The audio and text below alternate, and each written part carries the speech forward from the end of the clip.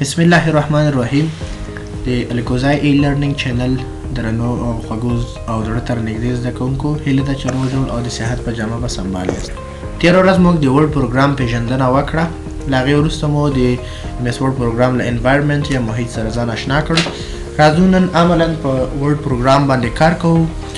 په دې کې موږ وویل چې ریبنز دي، په ریبنز کې سب ګروپ کمانډز دي، کمانډ دي، دا شروع کوو او پریکټیکل به نن درس وایو انشاءالله. لومړنی کمانډ دلته موږ کلیپ بورډ شروع کوو. په دې کې کټ، کاپي، فارمیټ پینټر او پیسټ باندې نن زموږ فوکس دی. کټ کمانډ فی الحال کار نه کوي. څنګه دا فعال کړو دا کمانډ؟ د دې لپاره باید موږ په خپل ورډ فایل کې یو څه ولیکو. د مثال په ډول زه دلته لیکم چې حماس از بوای. داسې یو جمله ما ولیکله.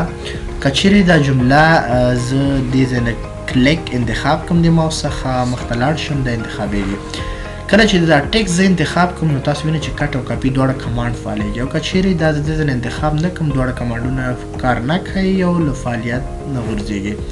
کله چې دا ټکس انتخاب شي دې کمانډ باندې که چیرې زه کلیک کوم کټ نو دا معنی چې دا لیکل زما غوڅ شول. زه غواړم چې دا لیکل لږ لاندې په دې ساحه کې ما سره راشي. نو زه د دې لپاره چې هغه لیکل دې ځای ته راشي لیکل مونږ کټ کړل. د پیسټ کمانډ په کلیک سره حماس از ابوای هغه متن چې موږ له هغې ځای څخه کټ کړی او غوڅ کړی مو دې ځای ته پیسټ یا انتقال شو. دا معنی که چیرې موږ وغواړو ځینې کلمات یا جملې یا پاراګرافونه له یو ځای څخه بل ځای ته انتقال کړو نو د دې لپاره غوره طریقه هغه کټ دی.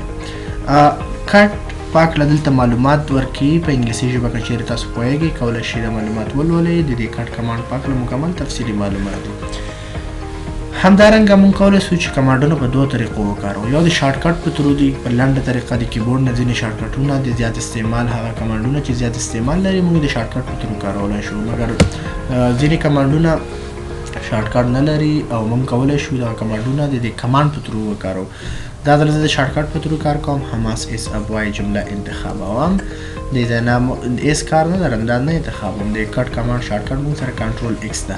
دا معنی که چیرې د کیبورډ نه کنټرول او د ایکس بټن ووهم نو دا دې ځای نه کټ کېږي. د کنټرول ایکس بټن په کې کږلو سره زموږ ټکس کټ شو.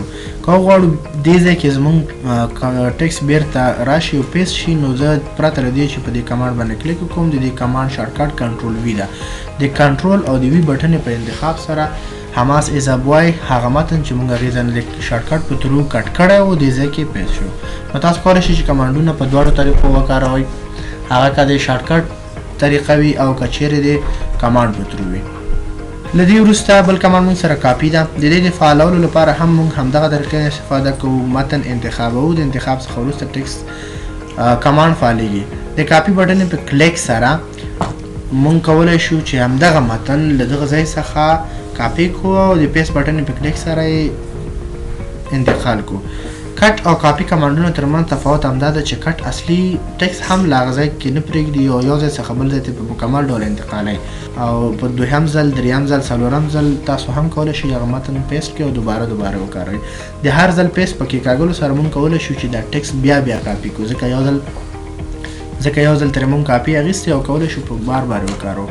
د پیسټ شارټ کټ د کنټرول وي و مخکې مو هم یادونه وکړله. کولی شو چې د شارټ کټ په ترو هم دا کار وکړو او کولی شو د کاپي کمانډ لپاره شارټ کټ کنټرول سی وکاروو. نن موږ په همدغه درې کمانډونو باندې بسنه کوو. کټ، کاپي او پیسټ تاسو وپېژندل چې کټ د متن یو ځای څخه بل ځای ته انتقال دی. کاپي د متن څخه دوهمه کاپي اخیستل او پیسټ کټ شوی او کاپي شوی فایل موږ ته په بل ځای کې بیرته واپس راکوي. د کټ لپاره شارټ کټ کنټرول ایکس، د کاپي لپاره شارټ کټ کنټرول سی او د پیسټ لپاره شارټ کټ کنټرول وي.